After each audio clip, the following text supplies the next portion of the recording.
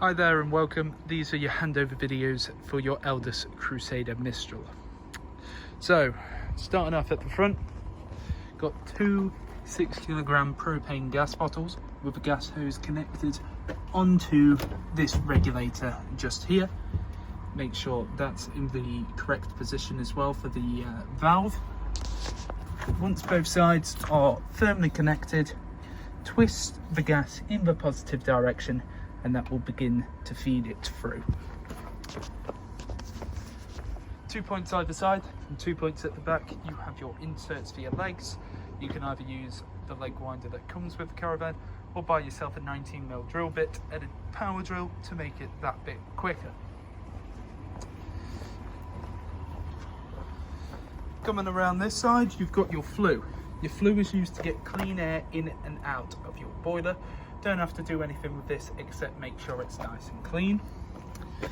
Then just here you have your insert for your water pump.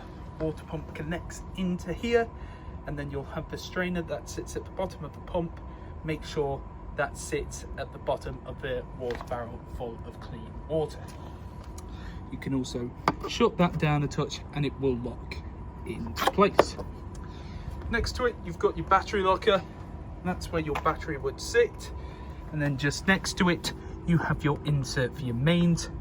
Mains plugs into here, and then you do have a little cutout just here to allow the mains to be locked up. Coming through the caravan, you've got two inserts here, and that is for your wastewater. You'll need some 28.5mm waste pipe, feed into a waste master, and it will come out of here. Then lastly, at the end, you have your cassette toilet. To remove it, you press up on the orange handle and pull out like so. You can also extend that up into a bit of a suitcase. Then what you have to do is twist that head to the side, twist that cap off, and at the same time tilt and continually press in this button here to vent. What I recommend you do afterwards is open up this cap, open up here, fill in some fresh water and give it a bit of the swill out just so it smells nice and fresh. Then on this cap you have measurements both imperial and metric. That is for your blue chemical. Blue chemical goes into that cap, twist the head back to the central position and then push it back so that the orange handle sits behind these white teeth. You don't want to travel with this full, so make sure you empty it before you leave site. And then underneath your right hand side bed you have your boiler just here, and then you have these blue leads leading to this yellow switch valve. That switch valve is for your water, so when it's in the vertical position it will drain out any water inside the system. So from November to March I'd have that up permanently unless you are actively using the caravan so that the pipes don't freeze over and burst, and then just switch it to the horizontal position when you want water to flow through to the caravan. This particular caravan, it has an e-move motor mover, and for the motor mover your red ignition key is just here. This is your brain box for the mover. Then you have your trips and fuses just here, all your trips and fuses in the upright position, all working. Then just here we have your main control system and also your outer control panel. This switch here is essentially your on and off button for the entire caravan. It's currently on, meaning everything works, and then you have respective light switches for across the caravan. We'll go first with this one. You have to have both this pressed in and then this button pressed in for everything to work. You have this panel here which shows you the amount of charge from the leisure battery. Well, in this case it doesn't have it currently fitted, so that's the amount of mains coming in, and the amount that the tank is filled for the onboard tank, which I'll show you in a minute. Start off first with the outer panel. So this is for your heating and hot water. Press in menu and it comes to this screen here.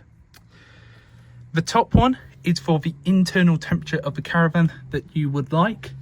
You set it to whatever you want by pressing in, and it will get to that temperature evenly spread across the caravan. You then have your hot water, so you have that shower icon, so you can either have the bar mid or full, or in this case just full, and that will boost the temperature of the water to 60 degrees and get it there and just allow you to have that continuous hot water. You then have your energy sources, so you have mains with either 1, 2 or 3 kilowatts. Some sites do not have the capacity for 3 kilowatts, so do be aware of that. And then if you wanted gas, you press in on the gas icon and you can run it strictly off gas or a mixture of both, or strictly mains. You can then get into some additional settings here as well, such as screen brightness, 12 or 24-hour clock, and if it beeps when you press in, but very simple to use. Then to turn this off, you press in that button there and shuts itself off. 50, and then it'll obviously go up to 100%. So we're not going to do too much with that. If we now want to use the water from the onboard tank, we change to internal pump. Now that is the pump that is fitted into there, and it's going to pump it from your onboard tank to your taps. So it's up to you which way you want your water to come from. I'm going to use it direct from the aqua roll, so I'm going to leave it at 0. Okay, once you've got water through, then we come up to this panel here, which is your heating and your hot water. Now it's automatically turned itself on when you turn your power on down here. Okay, so you know it's on because you've got the little green light on. You can turn it off if you want to. Okay, if you don't want your heating and your hot water on, you just want the lights on, you can manually turn this panel off. We're going to turn it on.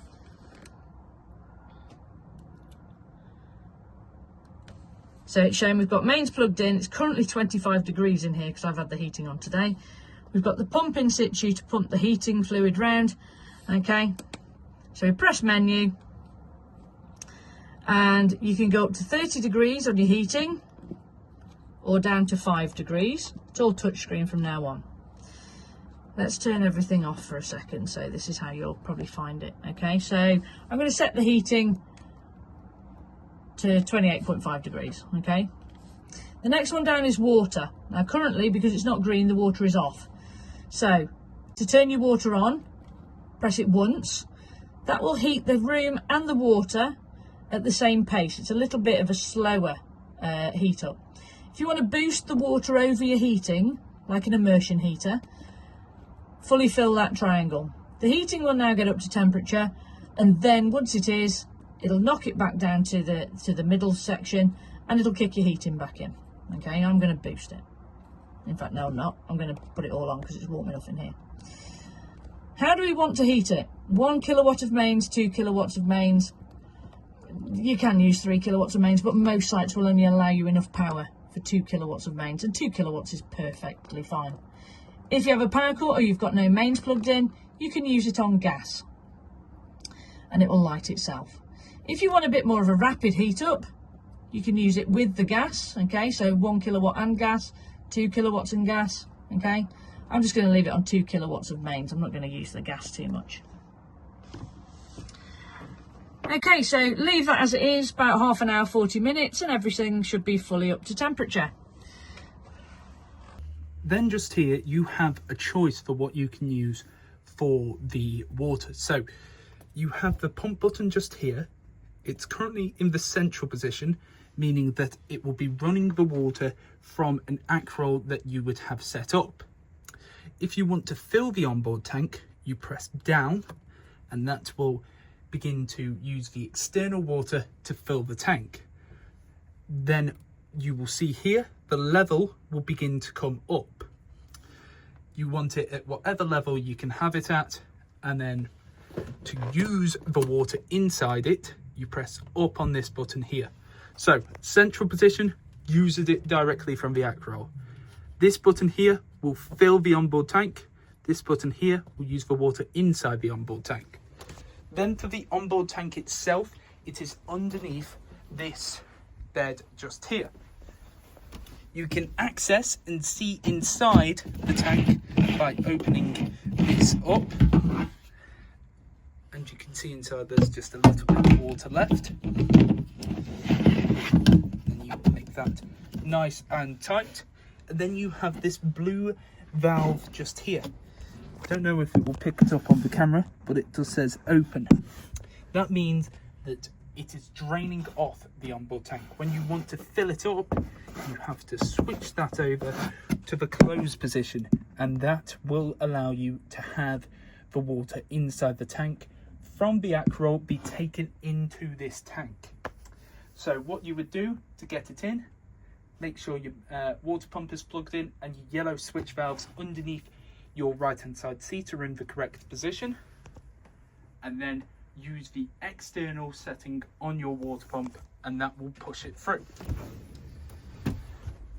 What you would then see is on this panel here, that 0% gradually go up. It will go up to a maximum of 100, and then it will stop.